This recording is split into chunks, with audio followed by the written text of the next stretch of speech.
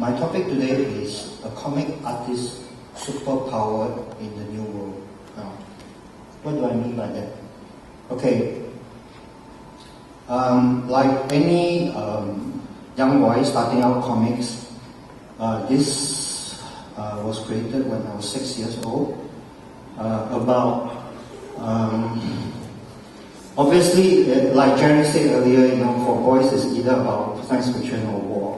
This was a guy with superpower that fights all the villains, okay? So at that very young age of 6, I really felt that I need to have some kind of superpower.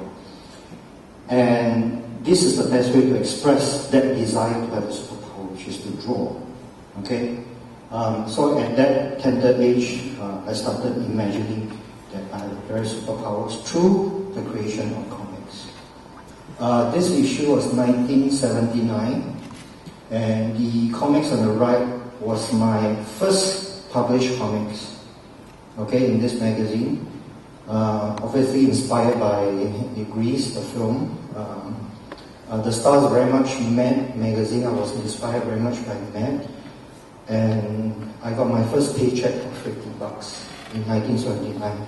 I was 15 years old. Okay, so I made my first $15, 15 years old. And you know what? I felt really powerful. I felt that I got superpower that night. Now, as I move along, I started to realize that every publication that I work with requires something different. They don't want to see something the same from me. Which is why I started to think strategically for each newspaper, each magazine, to create different concepts for them. Today I will call it, to think, to create different IPs for different platforms. But then it was just merely thinking, okay, this particular newspaper is catered to that kind of reader, that particular magazine is catered to a different kind of reader, so what would I be doing? So I was trained from a very young, self-trained, to think very differently, to approach it from, I would say more, maybe in Sunny's eye it's not so creative, but I'm more, I would say more business approach, which kind of like is the way I've been dealing with this industry. So I came up with this idea because I started meeting people from different racial background, Malay, Indians, Eurasian, who were serving army, okay? And they all have similar vocab. Now, kiasu then was not so popular as today. Okay, it was widely used inside the camp. Hey, don't be so kiasu. Don't be suffocating. This sort of thing. Okay, very Singlish stuff. So I thought, okay, if it cuts across a different culture where it's easier to understand, why not come up with a name?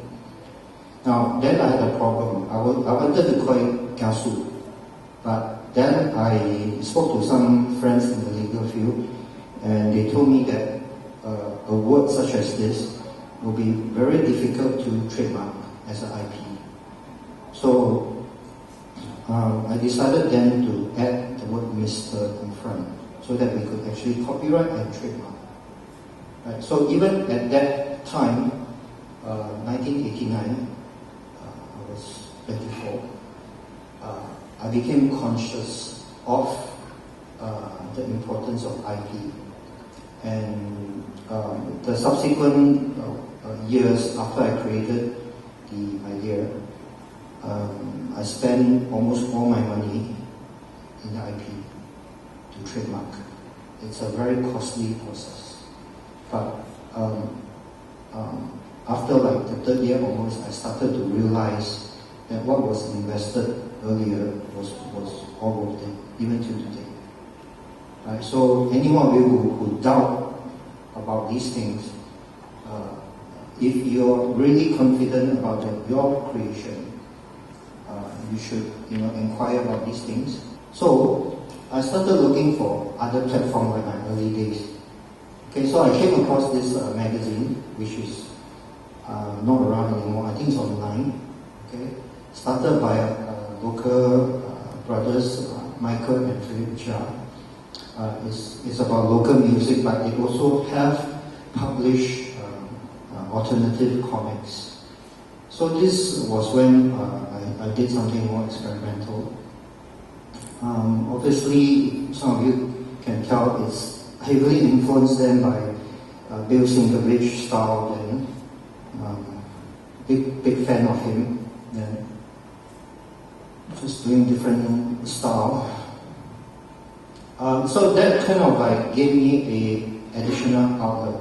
Now, one thing I'd just like to mention that with new platforms that you find, it will often forces you to look at creating new IP, rather than always tell yourself that you stick to one style. Challenge yourself by going into different style, creating new IP for different platforms. Okay, in the case of what I did here. Now, the other thing that I find interesting is I do not find many creators in comic field who creates in bilingual, meaning they do one language and they get it translated. But when I say bilingual, I mean straight from you. So that's what I do. When I create in Chinese, I actually think very different when I create in English. It's like I got split personality. It's very strange. Okay, but again, because I felt that I had that ability, it created more platform for me to create more IP. So 16 months ago, I pitched, and my Japanese partner were like, ha ha ha, yeah, right. You're not going to get anything, right? Johnny, just behave and then stay with me and just do Japanese stuff. Do Japanese anime. And immediately after the success of Transformer the movie, I managed to re-pitch like the third time, and suddenly the Americans said, okay, let's do it. I'm like, what? Okay. So the idea was to take this four, and Jerry said, there's no, what do you call it? Girls doing science fiction, but this science fiction is all the four main cast, all female, all heroes, and they fight the villains. So basically there are four good-looking girls wearing sexy Transformer suits, fighting villains. So actually, I'll share with you how I managed to finally pitch this idea. American has a very simple idea of, they just want to understand this idea very quickly, in 5 seconds. So I said, Charlie's Angel means Transformer. Oh, Charlie's Angel means Transformer. Okay. Oh. So actually this is, guess how much this one is worth now for us.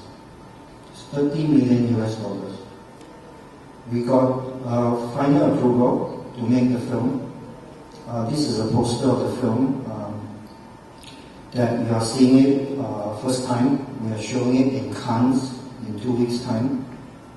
Week after next, I'm going to Cannes to sign and seal this agreement with various film distributor, $30 million US.